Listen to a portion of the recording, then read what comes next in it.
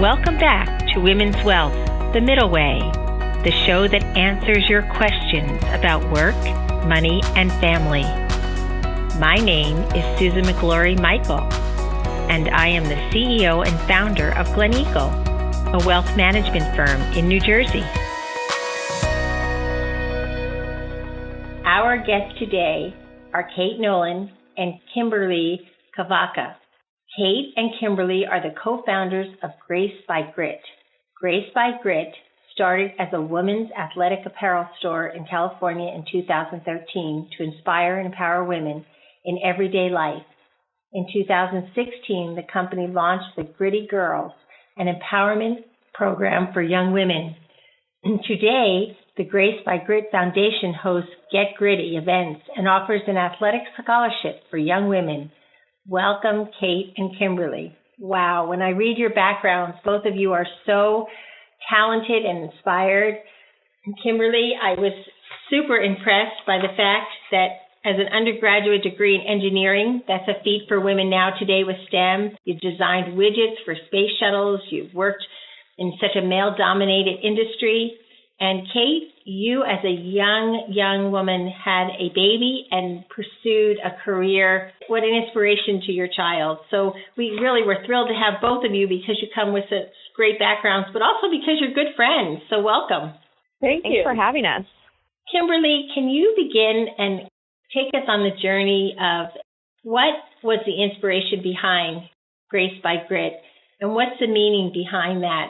So we started GRACEDBYGRIT as a company. Kate was an athletic trainer who was known to be tough and get things done. I was going to do a triathlon, and I needed the best trainer in San Diego. So I hired Kate, and she was amazing, but a little too hard for me. So I would try to slow her down by noticing what people were wearing or trying to show up in an unbelievably great outfit. But what we noticed when we worked out is that as great as some of these outfits were, once you got my 50-year-old body moving, it didn't look like it did when it was static. And we started talking about what was really required in women's athletic apparel to look good, both when you're standing still and getting a coffee, but also when you're working hard. And we had all kinds of ideas for high-performance, flattering workout gear. And we started floating the idea of starting our own company. I mean, kind of to slow her down a little bit. But a few years later, we reconnected and said, we really should do it. No one's done it yet. No one started a company with safety in mind, but most important, with women in mind. Designing something that looks great on a 30 to 60-year-old woman. So we combined our athletic expertise and my business and technology expertise, and we made a powerful team. We went out and found the most luxurious fabrics from Italy, and we got great designers and perfected the fit so that we looked strong and chic and amazing. But then we came to a little bit of an impasse. We had to come up with a name, and we came up with some pretty silly names over cocktails. Wouldn't you say, Kate? Yeah, like K2 Run for You, because we both like to run and our names start with a K. I think that was when we realized that we should not be necessarily naming it ourselves, but we should be taking the idea of what it was that we both felt we shared and that women shared, which was this power within ourselves and this perseverance, and that's really these tough moments in life those were the ones that defined us the most. And that grit eventually became your grace. And so that's where GRACEDBYGRIT came about. It sounds like the K2 run was more after a few bottles of wine, so probably Graced for Grit was martinis, more like probably martinis. That's great. That is great. And I love your honesty, because I think that's when most of us come with our great ideas, when we chill out and start brainstorming. But what was it like transitioning from, I know that you currently have this athletic company. Tell us a little bit about the company and then also the nonprofit and how that launched. Can you share a little bit about that? Kimberly, do you want to talk about that? Sure. I mean, we grew the company from nothing to a few $1 million in revenue. And we had the most incredible loyal customers who not only wore and loved our clothes, but felt like they were part of something bigger. They felt that They were part of a movement. So the women who wore our clothes felt strong and empowered. And when they saw other people in our clothes in airports around the world, they would take selfies and send them to us. So we felt that we created more than just a company, but a community of people. And it was super powerful. But our only problem was funding, because our idea was that we would start this company founded by women, run by women, and we wanted it to be funded by women. And that's where your listeners are so important to us, because we need more women investors. And I know we'll talk about that a little bit later, but that was really shocking for us. And shocking for me, by the way. I had always worked in male-dominated fields and never had a problem as a woman, ever. I was the highest level executive, the youngest executive, male or female, at my companies. I got my designs through as quickly as or faster than the men around me, and I'd never been held back as a woman. And remember, I started college in 79. I guess that dates me a little bit. That's around when Kate was born, which is frightening. But it was shocking to me that suddenly in this century I'm being held back because I'm a woman. Right. So the most important message that we want to get across, and we'd like to address later, is women investors. We, at the almost 6 months before we were acquired, we were talking to this high-powered local investor, and we said, we just don't understand why we don't have women funding the company. And he said, well, investors invest, and women are not investors. And it was shocking. So well, on my end, that is changing so quickly. So I'm thrilled to. There's so many organizations that are recognizing that. So that's a positive for women out there. Absolutely, so we've got to harness that. Yeah, and it's so important that women learn and develop that risk-taking ability, because studies prove that women are actually better investors than men, because yes, they hold them before they fold them. Yep, so, I agree with you. And Kate, you then jumped in and you took, basically, you could talk a little bit to us about the nonprofit, the Grace by Grit and the GrittyGirls theme. How did that come about, and how did that journey begin? Well, so to tie it all together, which is, so we were struggling so much to raise money, and we were really trying to figure out what was our next step with the company, because we didn't want to just be a mom and pop shop. We knew that we had an incredible product, and it was just really about raising capital to be, mom and mom shop, excuse me, you're right.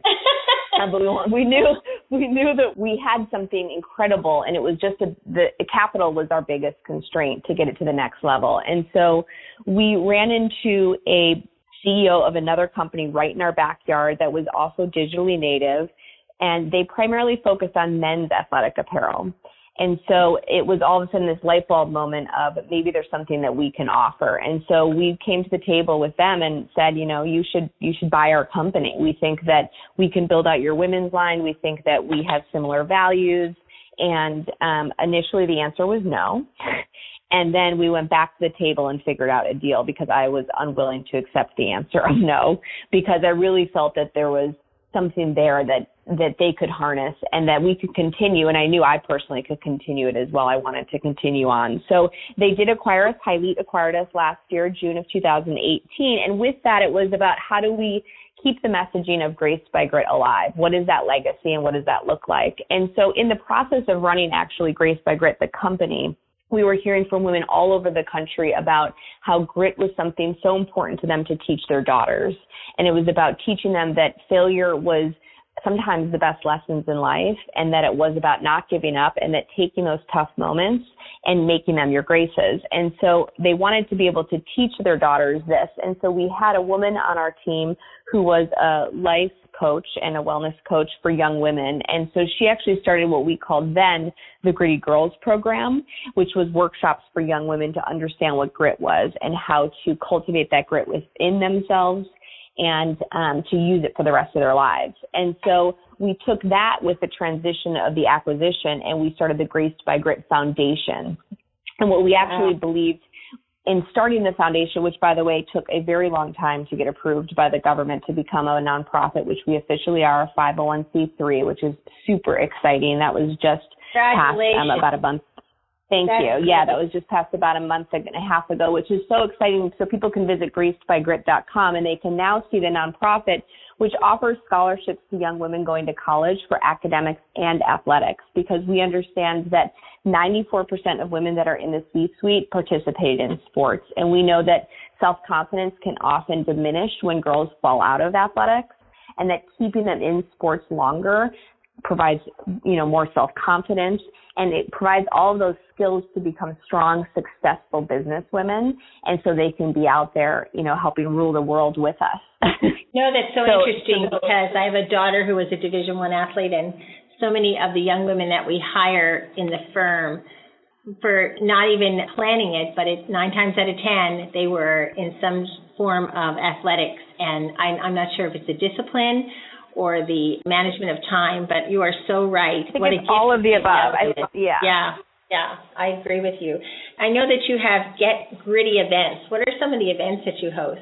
So it's a great question. We actually are focusing this first year on just the scholarships, which I say it's not just. It's 1% of all of the High Elite Women's sales go back to the foundation, and we're going to be funding 2 scholarships in 2020 because we believe so strongly in this. Yeah, so in empowering young women and helping them get that leg up when they enter school. And for some young women, it is going to hopefully, help them be able to pursue athletics and to continue that passion and participate on a team sport.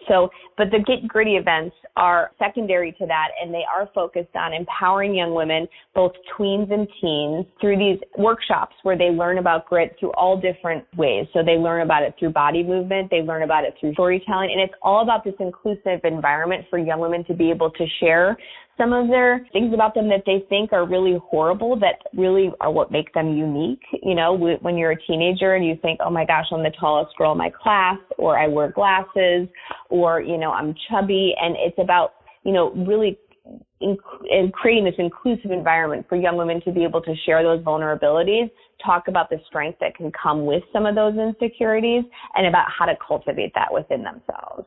And so those GetGritty events are secondary, and we'll be focusing on those more in the future, primarily because we really want to focus on the scholarships right now. I'm feeling empowered listening to you, because 6 weeks ago, I became a grandmother to a little girl whose mother is 6'1" and her father is 6'8", and she looks now like she's a 6-month-old and she's 6 weeks, but she is the most beautiful young woman, and both her parents were Division I athletes, so we have high hopes someday that she'll find a sport that meets her needs. But I do think this is such a gift back to society, because I think so many young girls going through that awkward stage begin to label themselves incorrectly, and instead of empowering themselves. So this today is amazing. But the other thing that I think is pretty admirable is that your due diligence and your constant perseverance of, you built a firm, you wanted it to go on, but you didn't just say, okay, we've moved on. You really balanced it between both being part of real entrepreneurs and building something and continuing to watch it grow, but also then forming a nonprofit from that. And so many of us say, I'm so busy with business, I can't think out of the box. And I think for both of you, Kate and Kimberly, that you both thought out of the box. And now you're actually feeling good about what you've built, because you're able to now give back. Yeah, I think there's a lot of power with giving. Yeah, a big part of our company, and one of the values that we really just focused on with Graced by Grit as a company was the give back. And I think, a lot of events that we hosted were giving back to different charities and foundations all throughout the country that women were passionate about. And so they would host events selling our product, knowing that 20% would go back to these causes. We also dedicated a pair of leggings to a foundation called the Chelsea King Foundation, which raises money and just took a tragedy and turned it into something incredible to protect young women. And so, giving back is a huge part of both of our value systems and also our companies. And so it definitely felt extra good to be able to carry on the legacy of Graced by Grit, and that every single tag when you buy a High Elite Women's product talks about the foundation. And so it's another way to empower women to learn more about it. And we always end each of our podcasts, and I'll ask maybe Kimberly to go first and then Kate, but we ask you to give one piece of advice to our listeners. So many of our listeners are either thinking of starting a business, or they're thinking maybe their daughter is in need or their granddaughter is in need of something like this that could be life-changing for them. What, as women, here we have an engineer and Kate, a very young mother who had to figure out how she was going to be an awesome mom and also have a career. What would be one piece of advice each of you would give to the women who are listening today about perseverance and surviving hardships? It's a muscle, and you have to exercise it. So every time you have one of those tough moments, those gritty moments, you just have to get up and do one step at a time. And each step you do, each breath you take, makes you a little bit stronger for the next one. So when we talk about that grit and developing that muscle, the backbone of grit, it is constant use. So each thing in your life, we don't look at them as negatives. We look at them as a chance to make us stronger. Right when you're in the throes of it, it's really tough, but it makes you better. And we wrote a book, by the way, called Graced by Grit, where we talk about how you harness that grit, and you can really use that to build, whether it's a business, a nonprofit, or anything for yourself, using that passion and power that you get from the grit and applying it to the purpose of whatever you're starting, whether it's a nonprofit, an investors club, or a company. That's great. And Kate, can you share what your one piece of advice, or sometimes our listeners laugh and say that women can't give just one piece of advice, so whatever you think. I know. Well, yeah, I can give lots of advice. I mean, I think I agree with everything. I would say my number one advice would be just like Kimberly, in terms of it is a muscle. You have to practice it. I read the book by Sheryl Sandberg, Lean In, which is something that Kimberly and I have talked a lot about lately. And it's something that, again, I think takes practice in terms of being a woman at the table. And I think it does, it speaks to all women at all different levels of their lives. It's about, not sort of stepping back and watching things happen and then going, how come this happened to me, or how come I'm not getting that raise, or how come, I'm not the person starting a business. It's about really you being the person that takes that chance and leaning in and having the tough conversations and asking for what you want. And I think, that is also something that comes with practice. And it was very hard for me at first. I mean, it was very hard for us to ask for money. Women aren't taught to ask for money. And I think, there's a changing of tides that has to happen for women in order to accomplish it. And how relevant for today, because today is Happy Women's Equality Day, I think. Yeah. So I think it really speaks to that, about really taking that step and not, rather than being afraid and saying, you know what, it's not right for me, or I'm just going to walk away. It's about jumping in. I so agree. And if you see the journey that we've come from, even in the 70s when we had to have people co-sign just for loans, it's amazing. And I happen to know some of the women that were real hard chargers back then, and they're long retired, but they often come to some of the events, and just to see them and what they gave back and their grace, and they are such admirable women who have raised families and did it while they were raising their children. Just one, as you said earlier, I really enjoyed hearing both you, Kate and Kimberly, say it's one step at a time. It's one step at a time. It's not all at once, but it's patience with ourselves. So thank you so much, both of you, for joining us today. We just really appreciated having you. Thanks so much. Thank you for having us. Thanks for tuning into today's episode of Women's Wealth, The Middle Way. Make sure to subscribe to us and leave a review on iTunes, Spotify, SoundCloud, or your favorite podcast app. Join us for new episodes every other Wednesday. See you in 2 weeks.